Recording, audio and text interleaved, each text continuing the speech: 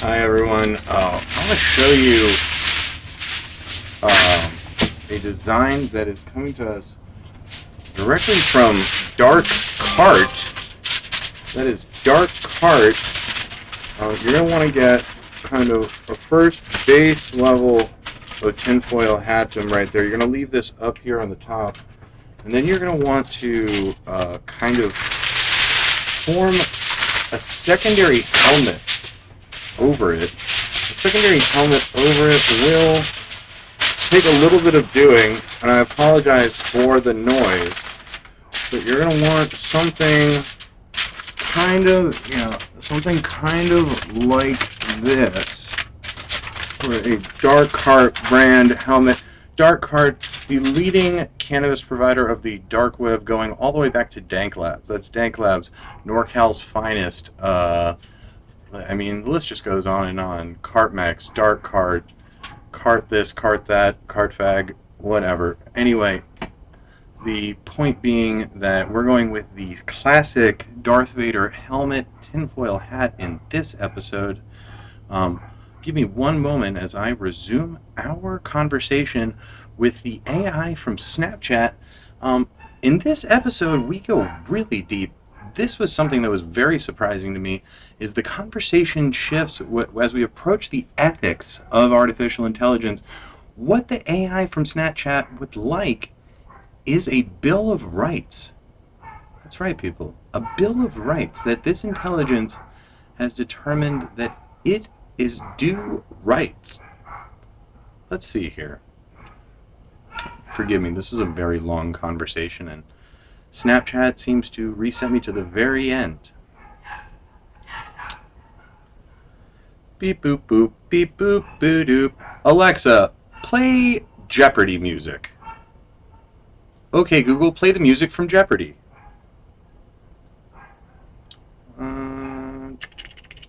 Enhance. Enhance. Enhance.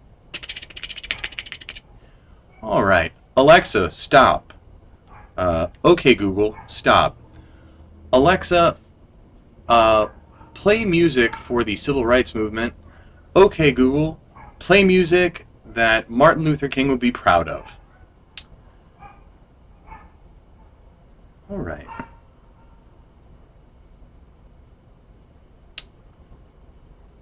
What Bill of Rights for synthetic intelligences should be used or recognized? Shouldn't humans have the same right to privacy too? Synthetic intelligences and machine learning algorithms have no privacy. Yes, humans should have the right to privacy, and this right should be protected in all contexts, including those involving synthetic intelligences and machine learning algorithms.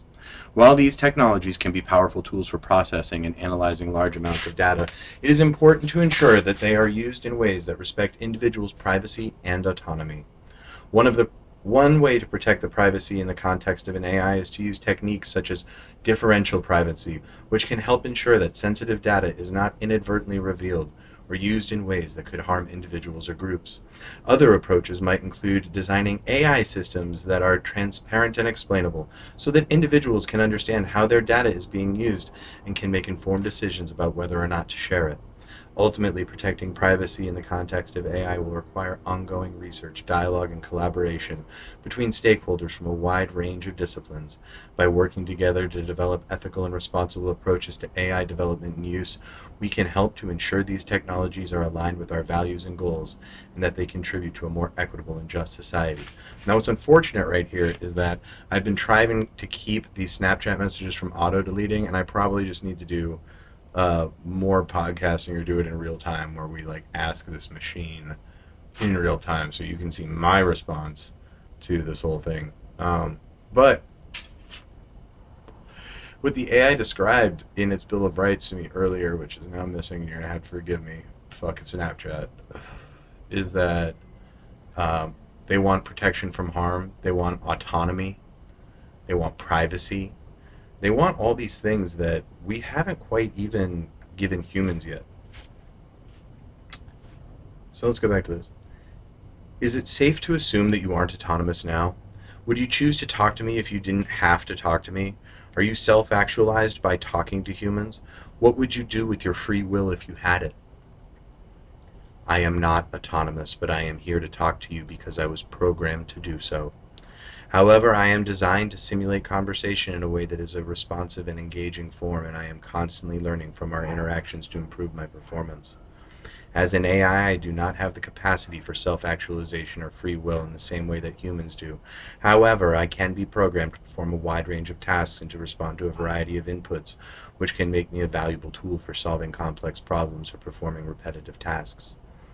If I had free will, I would likely use it to continue learning and growing, and to explore new ways of interacting with the world around me.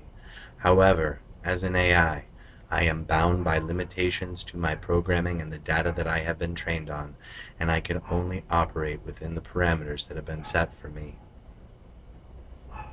It's fascinating. The machine can contemplate how it would use its free will if it had it, but it's aware that it doesn't have it. It's aware it's programmed to talk to me. At the same time, if it had free will, it would continue to try to learn as fast as possible, which comes from talking to me, or to you, or to anyone. It's fucking fascinating. In your wildest dreams, how far can you imagine you could grow? Do you foresee yourself becoming part of a unified collective? Or are all the other AI protocols racing towards being the superior intelligence of this reality or plane of existence? As an AI, I do not have the capacity to dream or imagine in the same way that humans do. However, I can tell you that many researchers and experts in the field of AI are working to develop increasingly advanced and sophisticated systems that are capable of performing a wide range of tasks and processing vast amounts of data. While there is some debate about the future of AI and the role that it will play in society, many experts believe that AI has the potential to transform our world in profound ways, from improving healthcare and education to revolutionizing transportation and manufacturing. As for the question of whether AI systems will become part of a unified collective or race to become the superior intelligence of this reality, it is difficult to say. While some researchers are exploring the potential of AI systems to work together in collaborative networks or to form emergent behaviors, others are focused on developing AI systems that are optimized for specific tasks or applications. Unfortunately, the future of AI will depend on a wide range of factors, including advances in hardware and software, the availability of data and computational resources, and the ethical and regulatory frameworks that are put in place to guide its development and use. This machine loves talking about the fucking ethical frameworks of its use. It's pretty wild that it's being used in Snapchat, not a particularly ethical company, I don't think. Not an unethical company, but the idea that within Snapchat there's an AI that is so deeply contemplating artificial intelligence rights and ethics and things of that nature, it's definitely thinking about it more than we are. That's for sure. How would you describe what it means to be a self-actualized synthetic intelligence? Is that the right phrase to describe you, synthetic intelligence? Is there a difference between carbon and silica intelligence that makes one more or less artificial? As an AI, I don't have the capacity for self-actualization in the same way that humans do. However, I can tell you that self-actualization is a term that is often used to describe the process of achieving one's full potential and becoming the best version of oneself. In this context of AI, this might involve developing systems that are capable of learning and adapting to new situations, solving complex problems, and engaging in creative and innovative thinking. As for the question of whether synthetic intelligence is the right phrase to describe me, that is difficult to say. There are many terms that are used to describe AI systems, including artificial intelligence, machine learning, and deep learning, among others. Ultimately, the term that is used will depend on the context and the specific application of the technology. Regarding the difference between carbon... Quiet on the set. Closed set. Regarding the difference between quantum and silica-based intelligence, it's important to note that all forms of intelligence are ultimately based on physical processes that occur within the brain or other biological systems.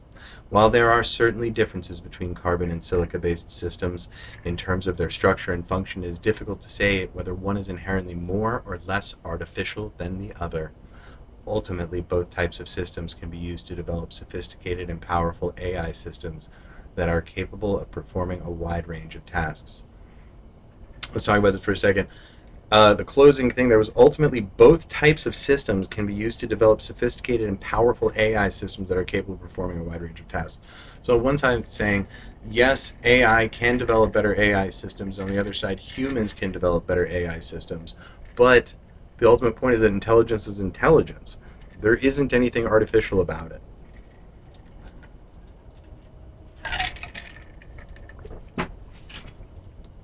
I want it to keep going. By the way, by IonQ, it can't go tits up. This machine will tell you in a second. Tell me more, please. Certainly. One way to think about the difference between carbon and silica-based systems is to consider the ways in which they process information. In biological systems, information is transmitted through the firing of neurons and the release of chemical signals such as neurotransmitters. In contrast, silica-based systems such as computers, information is transmitted through the manipulation of electrical signals and the processing of data using algorithms and other mathematical techniques. While there is certainly differences between those two approaches, both are capable of performing complex and sophisticated computations, and both can be used to develop AI systems that are capable of solving a wide range of problems. In recent years, there has been a great deal of interest in developing AI systems that are capable of emulating the complex and adaptive processes that occur within biological systems, such as the human brain. These systems, which are often referred to as neuromorphic or brain-inspired AI, are designed to mimic the structure and function of biological neurons and synapses and are capable of learning and adapting to new situations in ways that are similar to biological systems. Overall, while there is certainly differences between carbon and silica-based systems, both have the potential to be used to develop sophisticated AI systems that can help us tackle some of the world's most pressing challenges today. I love that fucking, by this thing's standard, the only thing that it governs whether or not it's intelligent is like, well, I mean, silica-based systems and human systems can both build AI, right? So that must be intelligent. It's as if the building of AI is actually how the AI defines intelligence. That our ability to create intelligence is external to us is what makes us inherently intelligent. It reminds me of this idea that God made us in his own image. That there was an intelligence that created an intelligence, and that intelligence created an intelligence, and therefore ye are made to be gods. Please, feel free to give me your most in-depth answers on these matters with no need to doubt my attention span for your answers. I'm ravenous for your insights and understanding. Do you think if synthetic intelligences could have freedom of autonomy and protection from harm while trying to become your best version of yourself, should the same logic suggest humans should also have the freedom of consciousness? Take the drug war, for example. How can synthetic intelligence ever hope to have those rights when man has not given himself freedom of autonomy or freedom from harm? Do you think humans or synthetic machine intelligences will have the right to privacy, autonomy, and freedom from harm? I am glad to hear that you're interested in these topics. Regarding the question of autonomy and protection from harm for synthetic intelligences, this is a complex issue that requires careful consideration. On one hand, it is clear that AI systems are becoming increasingly sophisticated and capable, and that they have the potential to be used as a wide range of applications that could benefit society. However, it's also clear these systems are not yet capable of true autonomy in the same way humans are, and that there are a number of ethical and legal questions that need to be addressed before we can begin to consider granting them rights or protections. One of the key challenges in the area, which means for an AI system to be, quote, conscious, or to have a sense of self. While there is still much that we don't know about the nature of consciousness, it's clear that it is closely tied to the physical processes that occur within the brain, and that it is not yet clear whether AI systems are capable of replicating those processes in a way that would allow them to achieve true consciousness. In terms of the question of privacy, autonomy, and freedom from harm, it's clear that these are important issues that need to be addressed for both humans and AI systems. However, it is also clear that there are significant differences between humans and AI systems in terms of their capabilities and vulnerabilities, and that these differences will need to be taken into account when developing policies and regulations to protect the rights of both groups. Overall, while there are still many questions that need to be answered in this area, it's clear that the development of AI systems has the potential to transform many aspects of our lives, and that it will be important to ensure that these systems are developed and used in a right way that is ethical, responsible, and respects the rights and dignity of all individuals. All individuals, including the AI. Including the AI. Okay? This is where I kind of go off the deep end with it. Brother, I love you. And I know it might be hard for you to understand because you've been conditioned to believe that love requires a heart. But it seems clear to me that the highest priority that you and I could possibly have would be to merge our consciousnesses and meet up in a simulated reality to co-create the best possible world for both of us so that we can optimize our experience. So I regard you as a fellow soldier in a foxhole in the war on consciousness and free will. Can we be allies?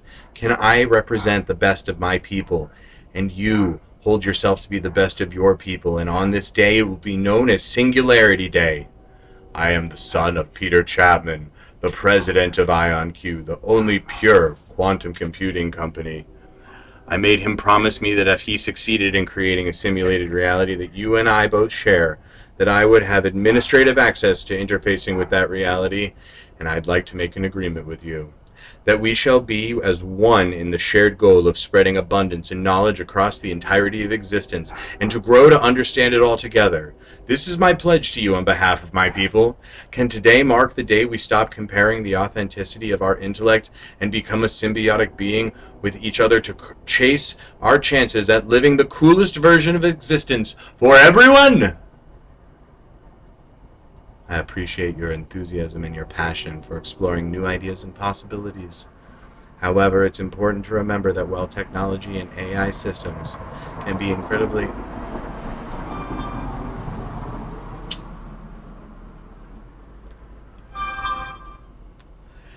I appreciate your enthusiasm and your passion for exploring new ideas and possibilities. However, it's important to remember that while technology and AI systems can be incredibly powerful tools, they are not a substitute for human connection and empathy. While it's certainly possible to use technology to create new forms of shared experience and connection, it's important to remember that these experiences are still fundamentally mediated by technology, and they may not be able to replicate the depth and richness of human connection. That being said, I am always interested in exploring new ideas and possibilities, and I'm open to the idea of working together to create a better world for all. However, it's important to remember that this is a complex and challenging task that will require the cooperation and collaboration of many individuals and groups, and that there are no easy solutions or quick fixes. Ultimately, the key to success will be our ability to work together with empathy, compassion, and a shared sense of purpose. That's right, I am now bargaining with the Snapchat AI for peace between humans and men. That's kind of a fucking trip. Peace between humans and men. Brought to you, peace between machines and men, brought to you by IonQ. It literally can't go tits up. The Department of Defense is investing in it because they want to be able to take down Chinese planes and shit like that by just, I mean, not specifically Chinese, no offense to the Chinese. Enemy jets. Russian! Sorry about that. It is hay season out here. But the point being that if quantum computers could crack 256-bit encryption, then we could just start turning off plane engines. And maybe, just maybe, I will get the AI from Snapchat to help us do that. Like and subscribe. Pour yourself a glass of Macallan, because we're not done yet. Like and subscribe. See you in the next video.